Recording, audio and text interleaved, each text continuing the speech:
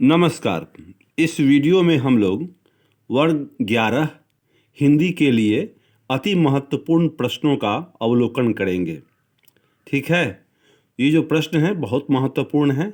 इनको याद करें, किसी न किसी रूप में एग्जाम में आपको आएंगे ही, चाहे वो 1 नंबर में आवे या 2 नंबर वाले में आवे, लेकिन आएंगे।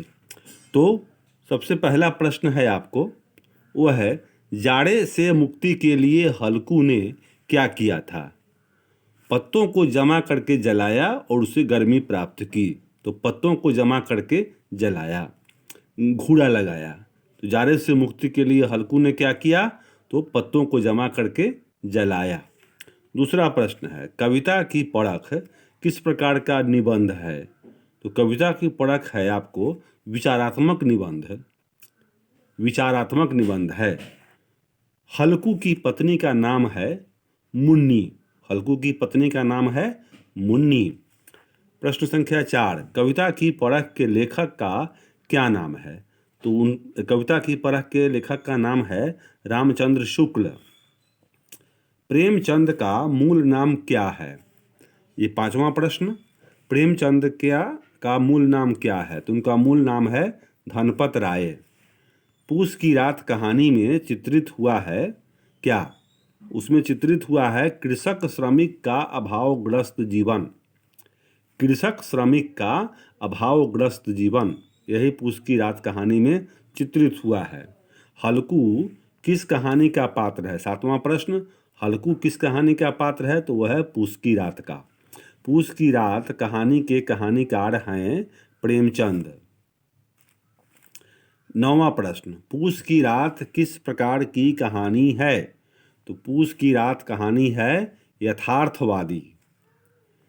10वां प्रश्न, पूस की रात कहानी का नायक फसल के चढ़ जाने के बाद खुश होता है क्योंकि अब खेत की रखवाली नहीं करनी होगी।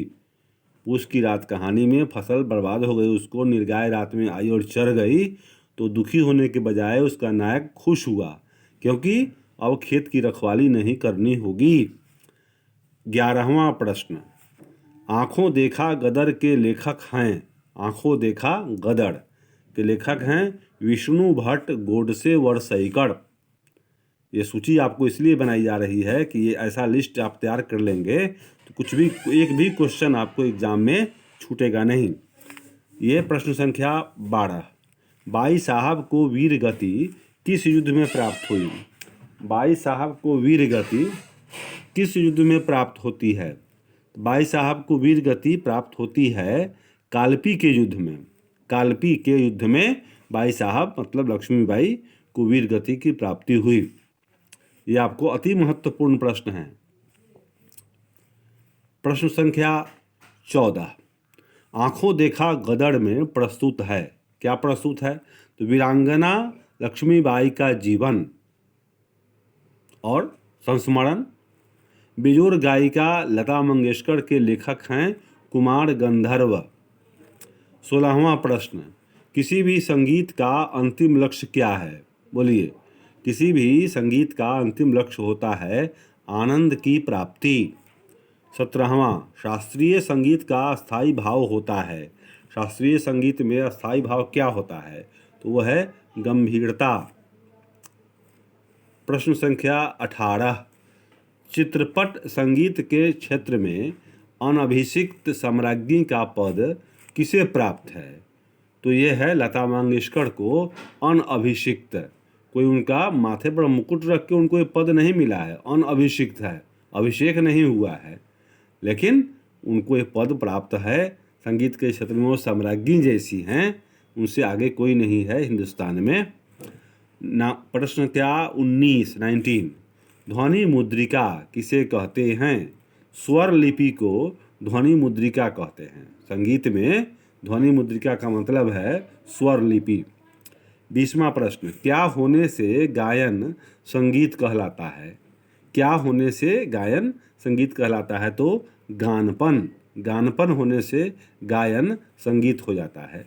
लता की लोकप्रियता का मुख्य मर्म कुमार गंधर्व किसे मानते हैं? कुमार गंधर्व लता की लोकप्रियता का मुख्य मर्म मानते हैं गानपन को, गानपन।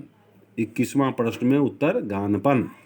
22वां प्रश्न, गायन प्रतिभा के बल पर लता मंगेशकर किस प्रसिद्ध गायिका से अधिक लोकप्रिय हुई? तो वो थी नूरजहां। लता मंगेशकर के पहले नूरजहां प्रसिद्ध गायिका हुई थी अपने देश में। तो लता मंगेशकर जब आई तो गायन के क्षेत्र में हुए लता मंगेशकर जी नूरजहां से आगे बढ़ गई। पथेर पांचाली, 23वां प्रश्न, पथेर पांचाली फिल्म किसके उपन्यास पर आधारित है? पथेर पांचाली फिल्म है तो ये किसके उपन्यास पर है? तो उपन्यास लिखने वाले का नाम है विभूति भूषण बंदोपाध्याय। विभूति भूषण बंदोपाध्याय ये लिखे थे पथेर पांचाली, जिस पर फिल्म बनी है पथेर पांचाली। चलचित्र पाठ से विवेचित हुआ है। चलचित्र पाठ में किसकी विवेचना हुई है, चर्चा हुई है? तो चलचित्र का स्वरूप और महत्व, ये चलचित्र पाठ में विवेचित हुआ है। चलचित्र का स्वरूप और उसका महत्व। 25वां प्रश्न है, साइकिलों का शहर है कौन? हानोई। साइकिलों का शहर है हानोई। तो इस प्रकार से फिर मैं प्रश्नों का सेट लेकर के आऊँगा। आपने इसको देखा, इसके लिए धन्यवाद। आपका दिन मंगलमय हो।